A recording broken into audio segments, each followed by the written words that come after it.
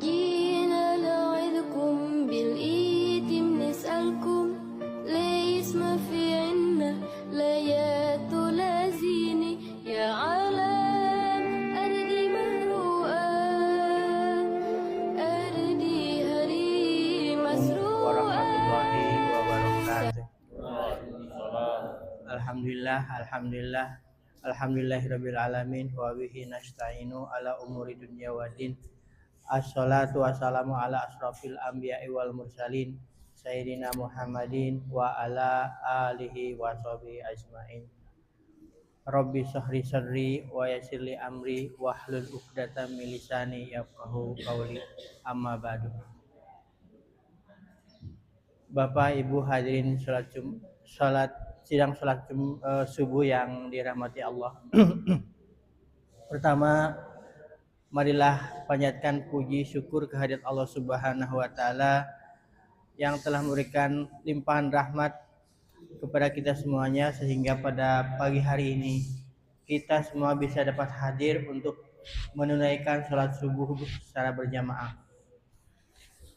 Agustus 2025 Ba'da subuh kita laksanakan kajian yang insyaallah nanti akan disampaikan oleh guru kita Al-Mukarram Bapak Ustadz Handi Rahadian, Sarjana Ekonomi Magister Manajemen. Untuk itu mari kita sama-sama ikuti pengajian ini. Mudah-mudahan kita selalu senantiasa diberikan kekuatan iman dan ketakwaan kita kepada Allah Subhanahu wa taala. Sebelum memulai kajian pada pagi hari ini, kita kirimkan suratul Fatihah yang pertama untuk keluarga kita atau sahabat kita yang sudah tiada, para almarhum almarhumah. Semoga di dalam kuburnya ditempatkan dengan tanpa hal-hal yang tidak baik. Kemudian mudah-mudahan diterima iman Islamnya, kemudian diampuni segala dosa-dosanya dan dijadikan ahli surga. Yang kedua, kita kirimkan Fatihah untuk diri kita semua. Semoga kita selalu senantiasa istiqomah, selalu senantiasa memperkuat ketakwaan kita kepada Allah Subhanahu wa taala dan senantiasa diberikan keluasan rezeki yang barokah dan kita selalu senantiasa dalam lindungannya. Bi barakati umul Quran. Al-Fatihah. Bismillahirrahmanirrahim. A'udzubillahi minasyaitonirrajim. Bismillahirrahmanirrahim. Alhamdulillah. Iyyaka na'budu wa iyyaka nasta'in. Ihdinas siratal mustaqim. Siratal ladzina an'amta 'alaihim ghairil maghdubi 'alaihim waladdallin. Bapak Ibu jamaah sekalian, mari kita ikuti pengajian pagi ini. Untuk itu waktu kami persilakan. Tafadhol, Pak. Syukran.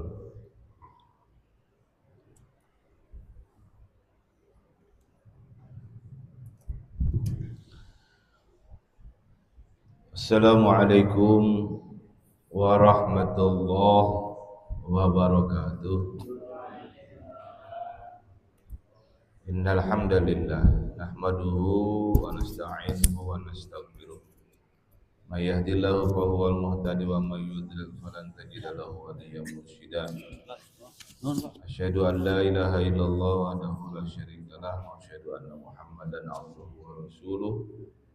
La nabiyya ba'dah. Allahumma salli wa sallim ala nabiyyina wa maulana wa habibina wa nabiyyina Muhammad sallallahu alaihi wasallam wa ala alihi wa sahbihi ajma'in.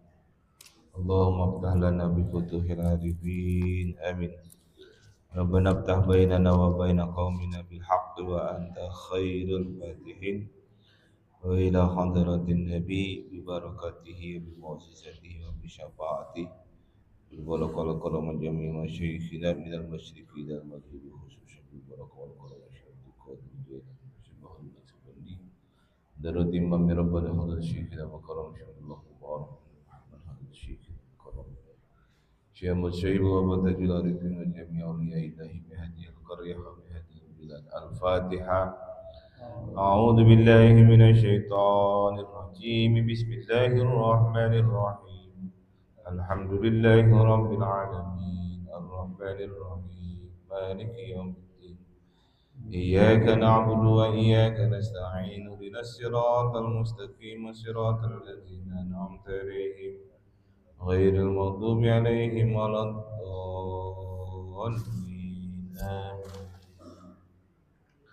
Yang saya hormati DKM Masjid Nurul Hidayah, semoga senantiasa diberikan kemudahan dan kelancaran dalam melaksanakan pelayanan kepada umat. Para jamaah sekalian, jamaah salat subuh yang dirahmati oleh Allah Subhanahu wa taala.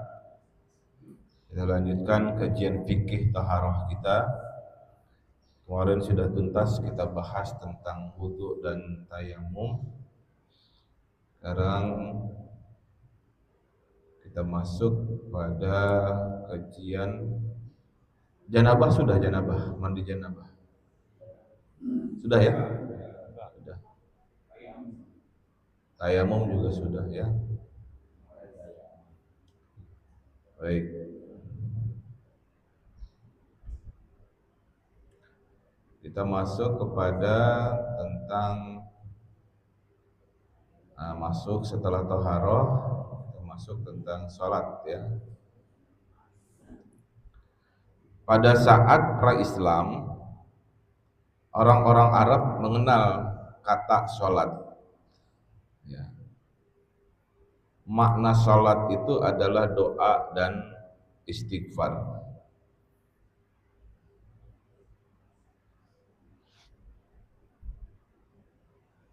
Jadi kata salat itu sebenarnya udah mereka pahami sebelum Islam datang.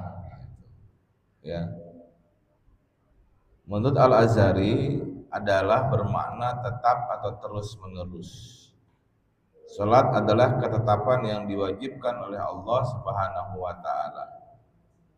Dan salat merupakan kewajiban terbesar yang diperintahkan untuk dilaksanakan. Salat diambil dari dua urat yang menjaga tulang ekor unta atau hewan lainnya. Jangan salat secara bahasa juga berarti awal dua persendian paha manusia yang mana keduanya secara hakiki menjaga tulang ekor manusia. Nah, itu makna secara harfiahnya. Bahkan orang-orang Jus, orang-orang Yahudi memaknai salat ya itu diadopsi dari kata saluta yang dalam bahasa Ibrani berarti tempat ibadah. Kata ini dipakai kemudian oleh Al-Quran dengan makna yang sama, yaitu pada surah Al-Hajj ayat 40. A'udzu billahi minasyaitonir rajim. Walaula dafa'ullahi an-nasa ba'dahum bi ba'd lahuddimat sawami'u wa biya'un wa salawatun wa masajidu yudhkaru fiha ismullahi katsiran wa la yansurannallahu man yansuruhu innallaha laqawiyyun aziz.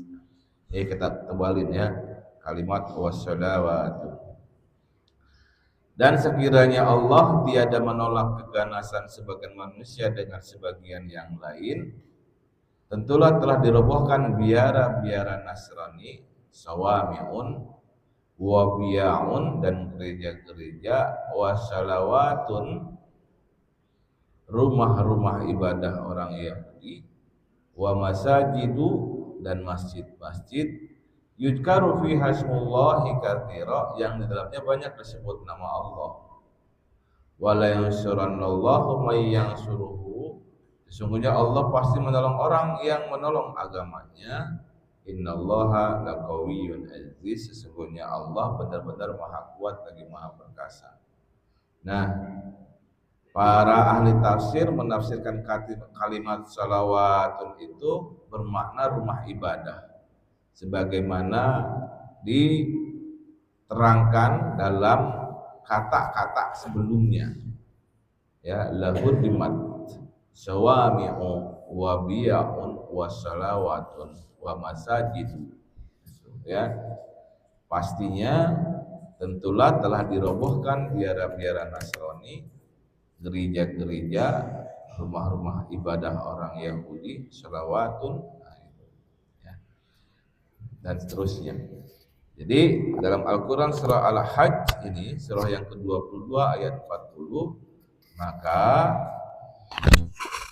kata sholat yang orang-orang Yahudi pun paham sebelumnya memang bermakna adalah rumah ibadah. Kemudian bangsa Arab khususnya yang telah mendapatkan Islam mengadopsi dan menggunakan kata ini dengan makna doa dan istighfar. A'udzu billahi minasyaitonir rajim. Khudh min amwalihim shadaqatan tutahhiruhum wa tuzakkihim biha wa shalla 'alaihim. Nah, ini perintah Allah. Ambillah min amwalihim, ambillah zakat min amwalihim. Ya, sebenarnya mengambilnya sedekah ya kalimat ini ya. Jadi kalau diindonesiakan kalimat, kalau secara harfiahnya khudh min amwalihim, ambillah sebagian dari harta-harta mereka. Apa yang diambil? Sedekatan, sedekah atau zakat. Nah, ditransliterasikan ke dalam bahasa Indonesia menjadi ambillah zakat dari sebagian harta mereka, tutahhiruhum wa tuzakkihim. Dengan zakat itu kamu membersihkan, wa tuzakkihim, dan mensucikan mereka, wa shalla 'alaihim, dan mendoalah untuk mereka. Jadi shalla, kata shalla itu bermakna doa dan istighfar ya. Inna salataka sakanun lahum wallahu sami'un alim. Sesungguhnya doa kamu itu menjadi ketentraman jiwa bagi mereka, dan Allah Maha mendengar lagi Maha mengetahui. Al-Quran surah At-Taubah ayat 103.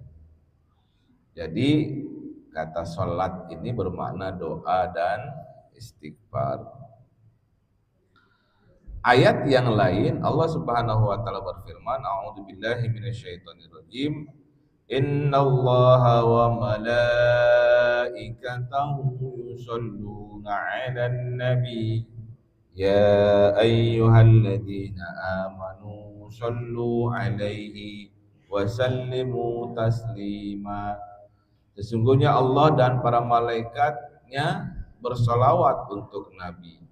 Ya, hai orang-orang yang beriman, bersalawatlah kamu untuk Nabi dan ucapkanlah salam penghormatan kepadanya. Ini bermakna salawat dari Allah berarti memberikan rahmat, dan dari malaikat berarti memohonkan ampunan. Nah, ini. Jadi kalimat salat menjadi salawat, menjadi ya, itu bermakna doa dan istighfar. Begitu Pak secara definisi. Jadi diulik, ternyata secara harfiah maupun secara maknawiyah maknanya demikian. Nah, bagaimana saat orang-orang sebelum Islam memaknai sholat dalam artian mempraktekannya? Itu. Pada Arab sebelum Islam, kaum pagan, mereka melakukan sholat dengan cara tawaf di depan Ka'bah tapi tanpa berpakaian.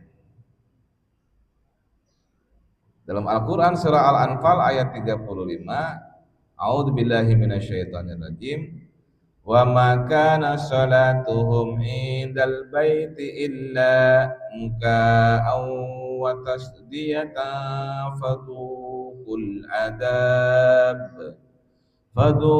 adab bima kuntum takfurun. Salat mereka, tawaf mereka di sekitar Baitullah itu lain tidak hanyalah siulan dan tepukan tangan, maka rasakanlah azab disebabkan kekafiranmu itu. Jadi mereka tawaf sambil bersiul, sambil bertepuk tangan, itu mengitari Ka'bah tapi tanpa berpakaian. Ya, nah, datanglah Islam. Rasulullah Muhammad Sallallahu Alaihi Wasallam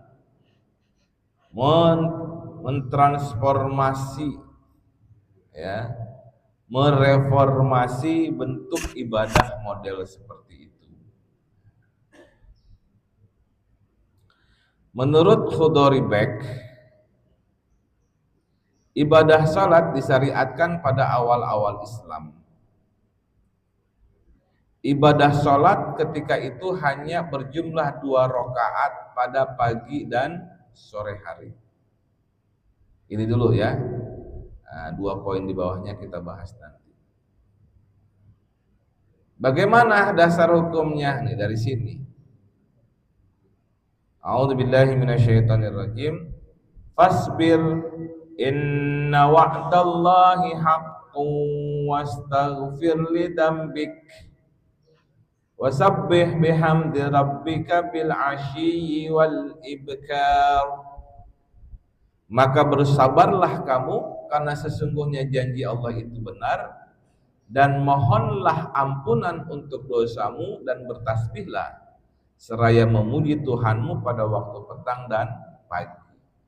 Nah, jadi dari ayat ini surah Al-Mu'min atau surah Al-Ghafir ayat ke-55 ini menjadi dasar sebelum turunnya kewajiban sholat pada malam Isra dan Mi'raj. Ini sahabat-sahabat melakukan sholatnya di waktu petang dan pagi. Itu ya. Jadi sebelum datangnya kewajiban sholat fardu 5 waktu, sholatnya pagi dan petang. Ayat yang lain, wa aqimis sholata tarafayn nahari wa zulafan minal lail, dan dirikanlah salat atau sembahyang itu pada kedua tepi siang, pagi dan petang, dan pada bagian permulaan daripada malam. Nah ini, selain yang pagi dan petang adalah bagian permulaan daripada malam. Innal hasanati yudhibnas sayyiati dzalika dzikra lidzakirin. Sesungguhnya perbuatan-perbuatan yang baik itu menghapuskan dosa, perbuatan-perbuatan yang buruk itulah peringatan bagi orang-orang yang zikir, bagi orang-orang yang ingat Al-Quran. Surah Hud ayat ke-114. Itu. Jadi pelaksanaan sholat sebelum diwajibkannya sholat fardu 5 waktu setelah Isra Mi'raj itu ada melaksanakan sholat 2 rakaat pada pagi dan sore hari. Ayat yang lain, A'udzubillahi minasyaitonirrajim. Walahu ma fis samawati wal ardi wa man indahu la yastakbiruna an ibadatihi wa la yastahsirun. Dan kepunyaannya lah segala yang di langit dan di bumi, dan malaikat-malaikat yang di sisinya. Mereka tiada mempunyai rasa angkuh untuk menyembahnya dan tidak pula merasa letih. Yusabbihuna al-laila wan nahara la yafturun. Mereka selalu bertasbih malam dan siang tiada henti-hentinya. Al-Quran surah Al-Anbiya ayat 19 sampai dengan 20. Nah, itu kalau para malaikat melakukannya selama siang dan malam dan siang. Oke. Jadi sebelum dilakukan sholat 5 waktu setelah turunnya perintah Allah pada malam Isra dan Mi'raj, para sahabat itu sudah melakukan sholat. Gitu ya. Sholatnya 2 rakaat, tapi ditentukan hanya pagi dan petang. Lalu selain pagi dan petang, kemudian para sahabat melakukan sholat juga pada malam hari. Ya. Ketika itu hanya terbatas pada pembacaan Al-Quran secara tartil sebagai keterangan pada awal surat Al-Muzammil. Itu ya. Jadi yang kedua adalah dilakukan sholat pada malam hari. Al-Quran dan hadis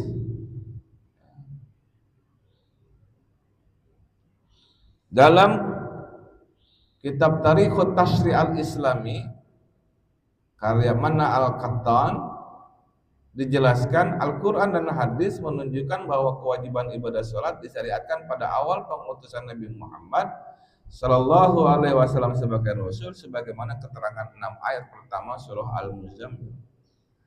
Dari sana kemudian sebagian ulama berpendapat bahwa ibadah sholat semalam suntuk itu diwajibkan.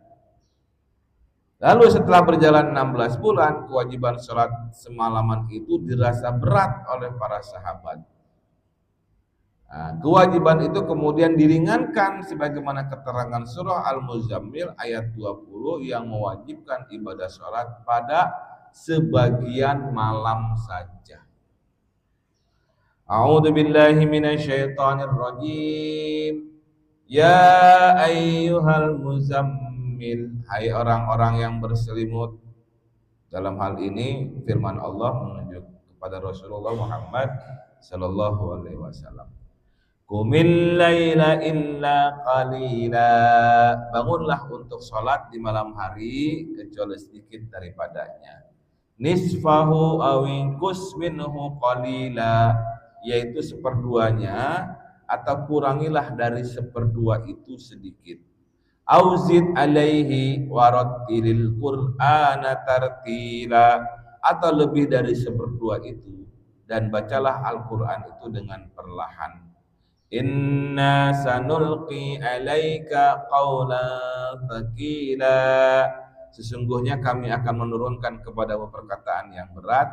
Inna nasyi'atal laili hiya asyaddu wat'an wa aqwamu qila, sesungguhnya bangun di waktu malam adalah lebih tepat untuk khusyuk dan bacaan di waktu itu lebih berkesan. Al-Quran surah Muzammil surah yang ke-73 ayat 1 sampai dengan ayat 6.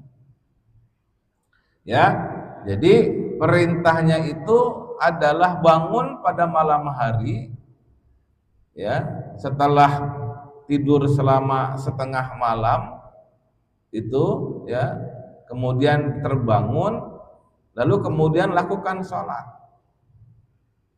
Ya. Awin kusminhu qalila, atau lebih sedikit dari setengah, ya, ini sepertiga malam. Atau zid alaihi, atau tambahkan darinya, atau lebih dari sepertiga malam, yaitu 2/3. Itu ya. Jadi mulai sepertiga malam awal, di setengahnya, lalu di 2/3. Nah, Rasulullah Shallallahu Alaihi Wasallam sendiri melakukannya semalaman suntuk itu sholat. Itu ya. Para sahabat kemudian mengikuti cara sholat seperti itu. Tapi memang sholatnya 2 rakaat, 2 rakaat, 2 rakaat, 2 rakaat. Maka dalam sejarah kita perhatikan, ada sahabat yang bersembunyi melakukan sholat dari, ketika itu sahabat-sahabat itu ada yang mereka adalah masih budak belian, masih hamba sahaya para majikan-majikan orang Arab Quraisy, atau mereka adalah anak dari keluarga terpandang Arab Quraisy. Dan kewajiban melakukan sholat itu dilakukan di tengah-tengah malam. Jadi ketika para tokoh Arab Quraisy ini tertidur lelap, sahabat-sahabat Nabi pada sholat. Dan munfaridan sholatnya, sendiri-sendiri, nggak berjamaah. Sampai ada yang ngumpul di rumahnya Arqam, Al-Arqam. Ya. Bahkan ada sejarah dalam salat, ada sejarah mengatakan bahwa sahabat Umar bin Khattab radhiyallahu anhu masuk Islamnya gara-gara wasilah daripada adiknya yang saat itu sudah masuk Islam. Gitu. Dan tetangganya bilang adiknya Umar ini sudah mengikuti Rasulullah. Gak percaya Umar, lalu kemudian diontrok rumahnya. Diontrok itu disamperin. Ketika belum masuk ke rumahnya, beliau mendengar lantunan ayat Al-Quran yang sedang disenandungkan oleh adik beliau. Adik beliau ini perempuan, gitu ya. Beliau naik pitam, kemudian sebelum kemarahannya memuncak, mendengar suara adiknya ini, lalu terhidayahi. Gitu, ya. Nah, dari ayat 1 sampai dengan ayat 6 ini menunjukkan bahwa sholat itu dilakukan semalaman. Jadi kalau misalkan tidak ada Isra Mi'raj nih, kewajiban kita sholat semalaman, Pak. Enggak tidur semalaman.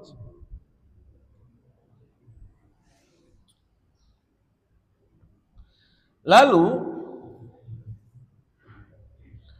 para sahabat itu melakukan sholat dari ayat 2 sampai dengan ayat 4 ini dilakukan, benar-benar dilakukan semalaman sholat. Nah, turun ayat Al-Quran yang ke-20. Ketika ayat pertama surah Al-Muzammil turun, para sahabat mengerjakan sholat sesuai dengan petunjuk dalam ayat yang kedua sampai dengan yang keempat. Hal itu kadang-kadang memberatkan, sekalipun sholat tahajud itu khusus dipardukan atau diwajibkan kepada Rasulullah SAW dan disunahkan bagi umatnya. Banyak di antara para sahabat tidak mengetahui dengan pasti berapa ukuran setengah atau sepertiga malam itu.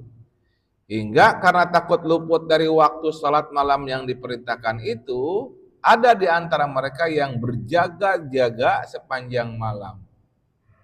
Dan itu dilakukan hampir tiap malam. Dan bagi mereka sangat melelahkan. Sebab mereka bangun sampai fajar, terjaga sampai dengan fajar. Tentu saja bangun dan terjaga demikian itu melemahkan fisik. Nah, gitu. Turunlah ayat yang ke-20 surah Al-Muzammil. A'udzu billahi minasyaitonir rajim. Inna rabbaka ya'lamu annaka taqumu adna ma thulusayil laili wa nisfahu wa thulusahu wa ta'ifatum minal ladina ma'ak wallahu yuqaddirul laila wan nahar. Sesungguhnya Allah Tuhanmu mengetahui bahwasanya kamu berdiri untuk melakukan sholat kurang dari 2/3 malam atau 1/2 malam atau sepertiganya. Dan demikian pula segolongan dari orang-orang yang bersama kamu. Ya. Alima alla tahsuhu fataba alaikum. Ya. Nah, saya lanjutkan dulu. Wa ta'ifatu minal ladina ma'ak, dan demikian pula segolongan dari orang-orang yang bersama kamu. Wallahu yuqaddirul laila wan nahar, dan Allah menetapkan ukuran malam dan siang. Alima allan tahsuhu fataba alaikum. Allah mengetahui bahwa kamu sekali-kali tidak dapat menentukan batas-batas waktu-waktu itu, maka Dia memberi keringanan kepadamu. Faqra'u ma tayassara minal Qur'an. Karena itu bacalah apa yang mudah bagimu dari Al-Qur'an. Jadi kemudian diberikan keringanan batas-batas waktunya oleh Allah Subhanahu wa taala agar tidak bangun semalaman suntuk untuk melakukan sholat. Lalu ada ayat yang lain, wa aqimus sholata wa atuz zakata wa aqridullaha qardan hasana, dan dirikanlah salat tunaikanlah zakat, dan berikanlah pinjaman kepada Allah, pinjaman yang baik. Wa ma tuqaddimu li anfusikum min khairin tajiduhu indallahi huwa khairan wa a'dhama ajra. Dan kebaikan apa yang saja kamu perbuat untuk dirimu, niscaya kamu memperoleh balasan darinya di sisi Allah sebagai balasan yang paling baik dan paling besar pahalanya. Wastaghfirullah, innallaha ghafurur rahim. Dan mohon ampunlah kepada Allah, sesungguhnya Allah Maha Pengampun lagi Maha Penyayang. Jadi Al-Quran surah Al-Muzammil ini ayat yang ke-20 menjelaskan tentang batasan-batasan melakukan sholat malamnya. Sholat malam itu diwajibkan kepada Rasulullah Muhammad SAW, sunnah untuk para sahabat. Jadi Pak agak repot memang saat itu. Udah masih sedikit orangnya yang masuk Islam, kemudian dapat ancaman-ancaman dari pembesar-pembesar kaum kafir Quraisy, ya. Tapi mereka kuat, teguh imannya, gitu. Sambil ngumpet-ngumpet melaksanakan sholat, gitu ya. Oke, nah, para ulama kemudian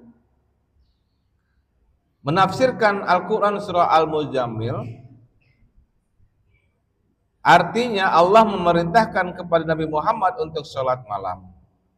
Maka dalam ayat ini Allah menunjukkan kemaha pengasihannya kepada hamba-hambanya.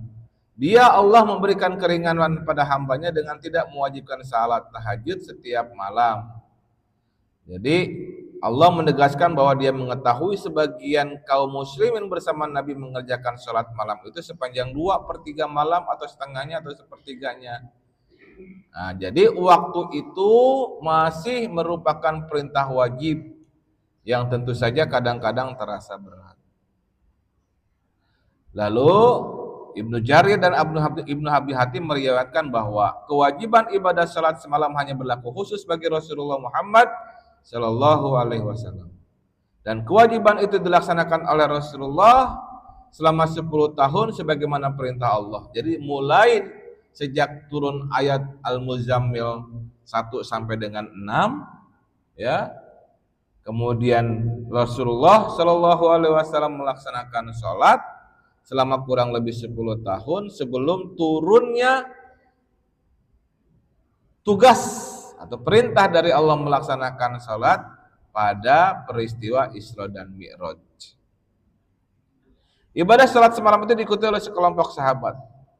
Ya, jadi Allah turunkan kemudian surah Al-Muzammil ayat 20 sebagai bentuk keringanan bagi umat Islam untuk melakukan ibadah salat pada sebagian malam saja. Ya. Keringanan itu diturunkan setelah kewajiban salat semalaman itu berlangsung selama 10 tahun. Dan pada gilirannya kewajiban salat malam pada gilirannya dihapus dengan datangnya perintah kewajiban salat 5 waktu pada peristiwa Isra dan Mi'raj. Nah, ini juga keringanan yang Allah berikan untuk umat Rasulullah Muhammad sallallahu alaihi wasallam. Kalau nggak ada perintah melakukan salat 5 waktu pada peristiwa Isra Mi'raj, salat kita ya begitu semalaman terus. Ribet Pak, besok paginya kan harus usahaan gitu ya. Alhamdulillah Allah Maha tahu apa yang menjadi ringan dan beratnya umat Rasulullah Muhammad sallallahu alaihi wasallam. Dan karenanya kemudian Allah Subhanahu wa taala melalui Rasulullah Muhammad sallallahu alaihi wasallam untuk salat yang malam hari, ya, terutama yang dijaharkan, maka dalam bacaannya termasuk maghrib dan isya hendaklah dibaca ayat-ayat yang pendek-pendek, gitu ya. sebagaimana yang diriwayatkan oleh Al-Baihaqi dan Ad-Daruqutni dari Qais bin Hazim bahwa ia salat berjamaah yang diimami oleh Ibnu Abbas. Qais mengatakan bahwa Ibnu Abbas membaca beberapa ayat dari permulaan surah Al-Baqarah setelah Al-Fatihah.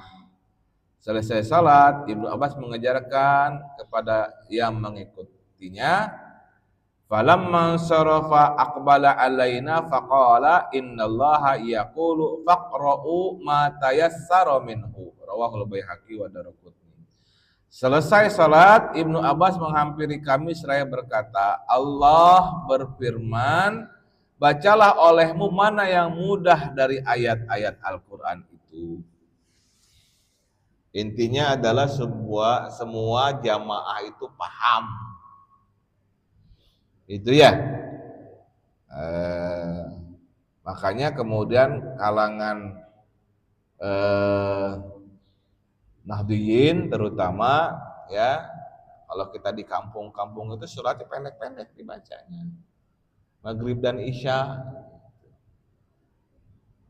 yang memudahkan baik si imam maupun makmum untuk memahami ayat yang dibaca. Maka nggak jauh-jauh dari Falak bin Nas. Karena tahunya baru itu. Tapi kan harus ada sustainable ya. Harus ada berkelanjutan pemahaman jamaah, pemahaman masyarakat. Maka para ulama kemudian mengajarkan ayat-ayat yang lain supaya dihafal ya. Ya. Al-Madaniyah juga banyak yang pendek-pendek kan? Nah, salat semalaman itu banyak membuat para sahabat keberatan. Di antaranya ada yang sakit, sehingga diringankan tuntutan mengerjakan salat malam. Ada yang sibuk mencari rezeki di siang hari. Ada yang berjuang dengan senjata atau fisik, membela dan mempertahankan agama Allah dari serangan musuh. Ya, jadi itulah akhirnya turun perintah melakukan sholat itu hanya 5 waktu. Dalam tafsir riwayat Isra dan Mi'raj itu ada komunikasi antara Rasulullah Muhammad SAW yang awalnya ditugaskan oleh Allah untuk sholat 50 waktu ya. Kemudian beliau berjumpa dengan kakek moyangnya yaitu Nabi Musa alaihi salam. Lalu kata Nabi Musa, umatmu akan keberatan, umatku aja sholat susah gitu ya, yang kuat fisiknya. Kan fisiknya umat Nabi Musa alaihissalam, satu orang itu bandingan tenaganya itu, kata guru saya nih ya waktu saya ngaji, itu sebanding dengan 50 orang terkuat orang zaman sekarang. Itu fisiknya itu ya, luar biasa kuatnya zaman Nabi Musa alaihissalam ya. Fisik mereka yang kuat-kuat aja melakukan sholat yang disyariatkan oleh Nabi Musa alaihissalam, mereka nggak kuat, apalagi umatmu, kata Nabi Musa. Kurang lebih seperti itu. Minta keringanan sama Allah kali itu. Akhirnya minta keringanan bolak-balik Rasulullah Shallallahu Alaihi Wasallam sampai Rasulullah nggak bisa lagi atau malu ya untuk meminta keringanan lagi, dan akhirnya datanglah perintah kepada kita untuk melakukan sholat dalam 24 jam sehari semalam itu cuma 5 waktu. Tuh keringanannya. Apalagi orang-orang Indonesia yang fisiknya lemah-lemah. Ya, yang badannya maaf, tidak bongsor-bongsor kan gitu kan. Nah, itu sholat 5 waktu aja agak susah gitu. Nah, barulah kemudian perintah melakukan sholat 5 waktu. Nah, terkait pelaksanaan sholat 5 waktu ini, Rasulullah dibimbing langsung oleh Jibril alaihissalam. Ya, jadi Jibril sengaja turun dalam 2 kali 24 jam untuk mengajarkan cara sholat dalam sholat 5 waktu itu. Tuntunan sholatnya, waktu-waktunya, cara-cara melaksanakannya itu diajarkan langsung oleh Malakul Jibril kepada Rasulullah. Beliau Shallallahu Alaihi Wasallam berkata, Ammani Jibrilu alaihi salam indal baiti marratain. Jibril alaihi salam pernah mengimamiku di rumah 2 kali. Fasalla biya az-zuhra hina zalati syamsu wa kanat qadras syirak. Pertama kali ia sholat zuhur bersamaku ketika matahari bergeser ke barat, dan saat itu panjang bayangan sama dengan panjang tali sendal.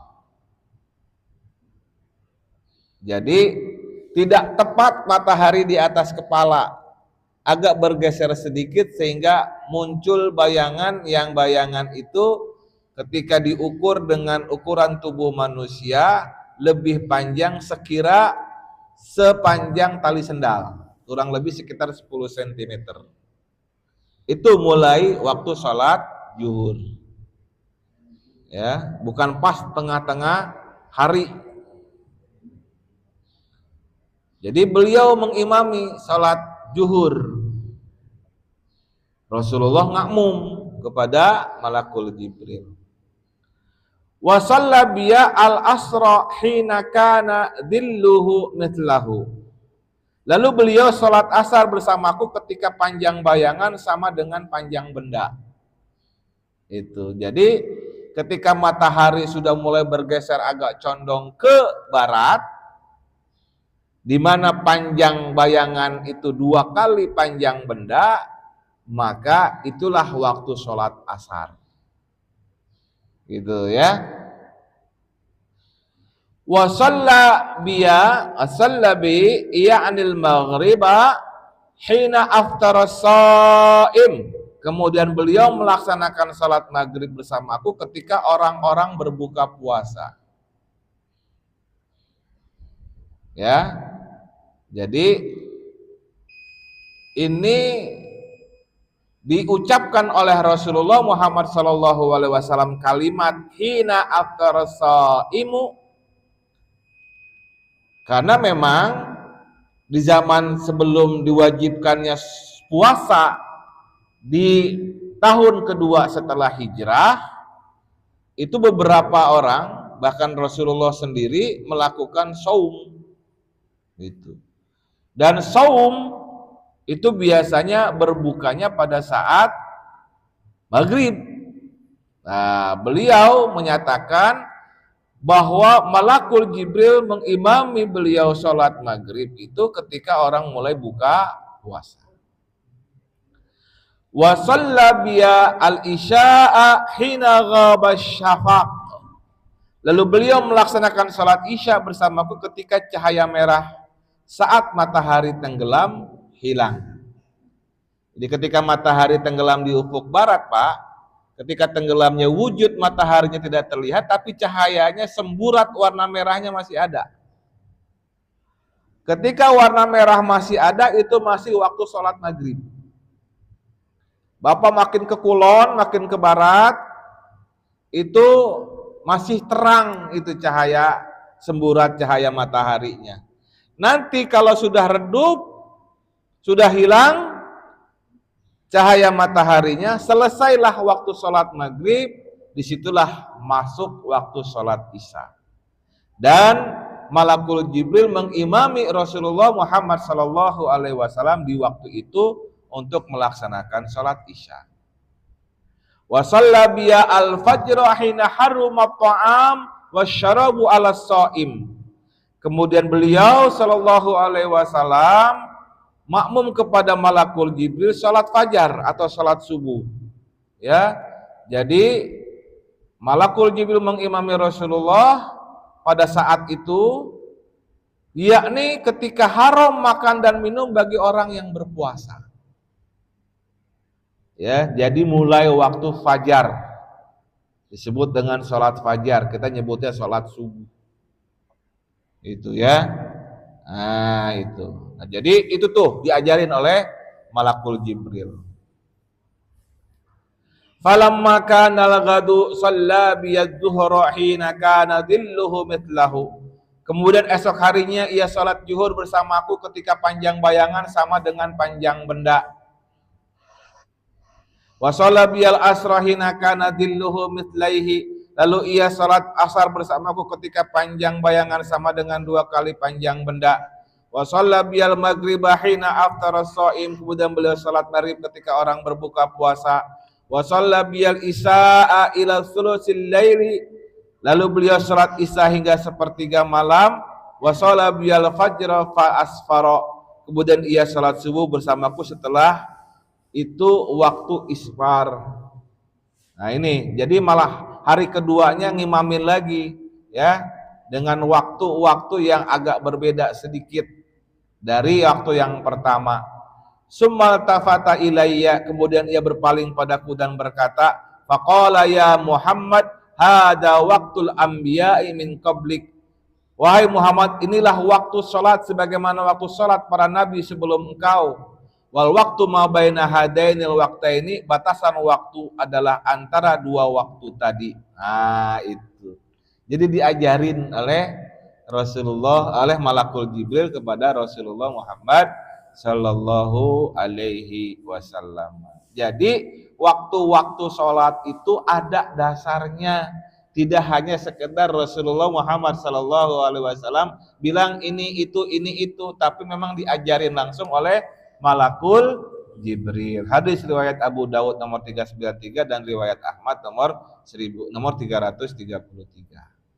Demikian Pak, ya. Jadi sejarah sholat itu kita harus paham. Ya, saya sedang dalam sebuah majelis ditanya oleh seorang jamaah ustadz, dulu sebelum waktunya turun sholat 5 waktu pada saat Isra Mi'raj, kita sholatnya gimana ustadz? Nah gitu. Berdasarkan itulah kemudian saya mengulik tuh sejarahnya. Nah ini ketemu sejarahnya.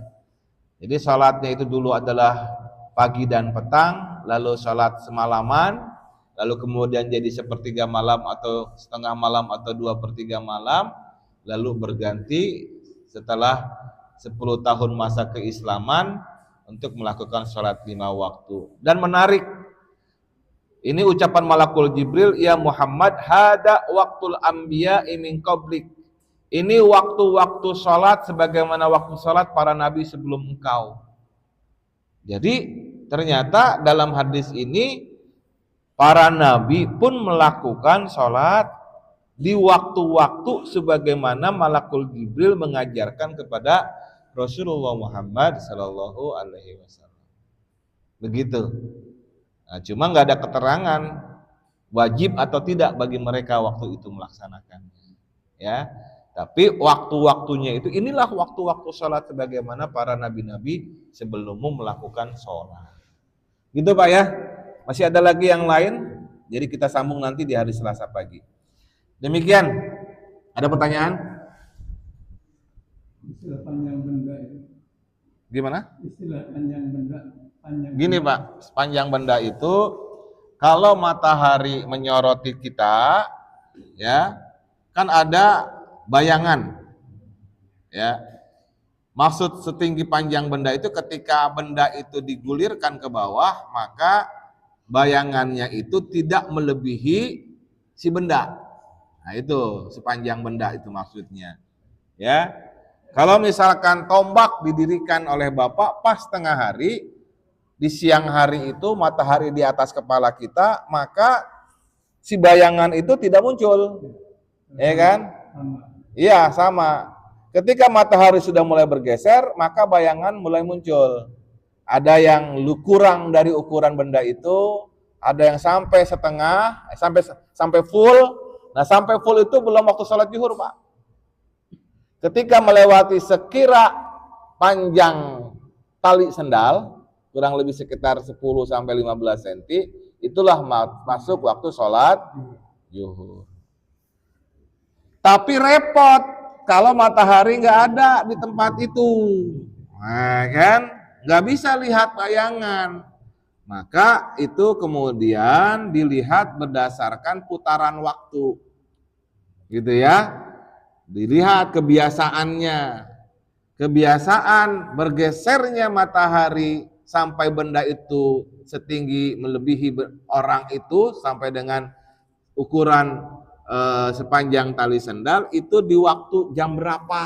Nah, gitu dihitung oleh para ahli falak. Oh, sekitar jam segini. Nah, kalau sekarang nih waktu zuhur di kita berapa? 12 kurang 1, 11.59 gitu. Beda waktunya Pak di negeri yang lain. 11.59 di kita udah waktu zuhur, makin ke barat belum waktu zuhur. Nggak usah jauh-jauh Bapak main ke Medan. Beda, bukan 11.59 waktunya. Itu. Bisa jam 12 lebih 10 menit. Karena jaraknya jauh antara kita di Tangerang dengan teman-teman kita di Medan. Itu. Ya. Waktu saya ngajar online, kajian online, di kita selesai nih kajian dari mulai zuhur sampai dengan asar. Di kita udah azan asar. Di tempat saya ngajar, yang sayanya ada di sini, sayanya ada di Tangerang, teman saya ada di Pekanbaru, itu belum asar. Saya bilang, izin saya selesaikan kajian saya karena sudah dengar salat asar. Saya bilang begitu, ya. Jadi saya tutup, sementara mereka belum salat asar. Itu. Kebalikannya kita ada di barat, di Tangerang. Ya, kadang-kadang saya ngajar di mana? Ngajar di Sulawesi Utara. Sulawesi Utara dengan kita itu beda selisih waktunya sekitar 1 jam. Itu ya. Jadi saya sudah salat asar, di sana belum ngapa-ngapain, sudah lewat duluan, sudah salat asar duluan, gitu. Ya, jadi itu berdasarkan waktu yang di mana orang itu tinggal. Gitu. Pokoknya patokannya adalah tadi bagaimana matahari melintasi wilayah di mana orang itu tinggal. Patokan-patokannya Rasulullah jelaskan itu. Begitu Pak. Ada lagi? Silakan. Pak Guru, untuk sholat malam yang lain ya, itu boleh nggak karena pertimbangan tertentu didekatkan ke waktu subuh gitu, misalnya jam 4. Salat malamnya, apa salat isyaknya? Sholat itu tahajud. Salat tahajudnya. Saya pikir salat isyaknya. Iya. Baik, jadi kan waktunya itu mulai sepertiga malam awal, kemudian di setengah malam, nisfuhu, atau zid alaihi 2/3 malam. 2/3 malam itu kan kemarin sudah sempat kita hitung tuh. Kita mulai malam itu saat sholat isya tuh, kira-kira pukul 7:30, ya. Kemudian waktu fajar itu sekitar pukul 4:30 misalkan begitu. Kita hitung. Dibagi 3, sepertiga malam awal, sepertiga malam akhir, sepertiga malam setengahnya, setengah malam, lalu sepertiga malam akhir atau 2/3 malam. Kira-kira 2/3 malam itu sekitar pukul 2. Ya, antara pukul 2 sampai dengan waktu sholat subuh, itu masuk 2/3 malam akhir. Ya, atau sepertiga malam akhir. Nah, kita mau sholat tahajud mendekati sholat fajar. Nggak ada larangan sepanjang masuk waktu sepertiga malam akhir, ya boleh melakukan sholat malam atau sholat tahajud. Itu bahkan setengah malam sangat boleh. Bisa jam 12 malam Bapak mulai sholat, itu boleh. Itu ya. Bapak baru bangun jam 4, di kita sholat subuh jam 4:45, masih ada selisih waktu 45 menit. Salat 2 rakaat atau 2 atau 4 rakaat atau 6 rakaat masih bisa lakukan. Daripada tidak. Itu ya, lakukan salat tahajudnya. Itu. Ustadz cuma dapat 6 rakaat, terus ngejar witir 3 rakaat, jadi kan 9 rakaat. ya kan? Nggak apa-apa. Kita harus prediksikan witir harus dapat juga. Jangan cuma salat malamnya doang, salat tahajudnya doang. Karena mengiringi salat tahajud itu adalah dengan witir. Tutup dengan witir gitu. Ya. Jadi usahakan waktu buat witirnya dapat juga, sampai juga. Seminim-minimnya 1 rakaat salat witir, seminim-minimnya. Ya nggak apa-apa. Ya, ketika belum saat mau tidur belum melakukan witir, ya lalu kemudian nanti dia mau sholat tahajud lalu ditutup dengan witir, usahakan ketika misalkan tadi waktunya mepet 45 menit menjelang sholat fajar, menjelang sholat subuh, Bapak melakukan sholat tahajud, usahakan waktu buat witirnya dapat, gitu ya. Belum tahrim. Tahrim sebenarnya masih waktu sepertiga malam akhir. Itu. Tapi memang batasan itu. Sudah tahrim itu kan 10 menit biasanya menjelang sholat fajar. Oke, ada lagi? Silakan.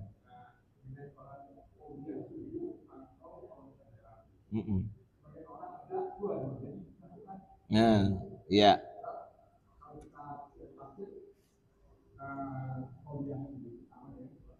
Iya, baik. Jadi memang berbeda-beda ya, berbeda-beda penafsirannya. Ya Rasulullah mengajarkan sholat fajar itu ya, sholat di waktu fajar dengan sholat sunnah sebelumnya, qobliyah sebelumnya itu 2 rakaat itu ya seringkali disebut juga sholat fajar, gitu ya. Jadi Rasulullah Shallallahu Alaihi Wasallam tidak pernah meninggalkan qobliyah 2 rakaat sebelum subuh, meskipun beliau bangun kesiangan. Pernah tuh saat perang, Rasulullah sibuk perang malamnya, kecapean, besok paginya bangun telat salat subuh. Salat waktu subuhnya sudah hampir habis, bahkan sudah habis. Dia lakukan wudhu, lalu kemudian beliau melakukan salat sunnah qobliyah 2 rakaat, langsung kemudian salat subuhnya 2 rakaat di waktu duha. Gitu ya. Tapi ada uzur itu. Nah, itu juga mengajarkan kepada sahabat, kepada umat bahwa saat kita tertidur lelap dan baru terbangun ketika melewati sholat subuh, maka kewajiban sholat subuhnya nggak pernah bisa ditinggal. Lakukan sholat secepatnya saat itu juga. Itu. Asal jangan waktu karohah. Ya. Demikian. Ada lagi? Cukup? Ya, demikian mudah-mudahan bermanfaat. Yang hak datang dari Allah, yang keliru datang dari diri saya. Kalau ada perbedaan-perbedaan atau kesalahan-kesalahan dalam melaksanakan paparan ini di kemudian hari bisa diperbaiki. Kita berdoa kepada Allah. Bismillahirrahmanirrahim. Allahumma shalli ala sayyidina Muhammad wa ala ali sayyidina Muhammad. Salatan tunjina biha min jami'il ahwali wal afat wa taktilana biha jami'al hajat wa tutahhiruna biha min jami'is sayiat wa tarfa'una biha indaka 'alad darajat wa tuballighuna biha aqsal ghayat min jami'il khairat fil hayat wa ba'dal mamat. Allahumma antas sami' anta basir anta syahidun alaina. Engkau maha mendengar, Engkau maha melihat, Engkau maha menyaksikan kami semua yang berkumpul pada pagi hari ini ya Allah. Mudahkan kami dalam melaksanakan perintah Engkau ya Allah. Istiqomahkan kami dalam kebaikan, jauhkan kami dari maksiat. Sampaikan kepada kami akhir yang bagus ya Allah, husnul khatimah sebagaimana telah Engkau berikan kepada mereka orang-orang yang sangat dekat dengan Engkau, mereka yang telah diberikan nikmat oleh Engkau. Ya Allah, kami mohon kepada Engkau ya Allah, ampuni semua kesalahan-kesalahan kami. Rabbana dalamna anfusana wa illam taghfir lana wa tarhamna lanakunanna minal khasirin. Rabbana atina fid dunya hasanah wa fil akhirati hasanah wa qina adzabannar. Sallallahu ala sayyidina Muhammad wa ala alihi wa sahbihi wasallam. Walhamdulillahi rabbil alamin. Siril Fatihah. A'udzu billahi minasyaitonir rajim. Iya kan. Yang hak datang dari Allah, yang keliru datang dari diri saya, mohon dimaafkan. Kita tutup dengan doa kafaratul majlis. Subhanakallahumma wa bihamdika asyhadu an la ilaha illa anta astaghfiruka wa atubu ilaik. Allahumma fiq ila aqwamit thoriq. Wassalamualaikum warahmatullahi wabarakatuh.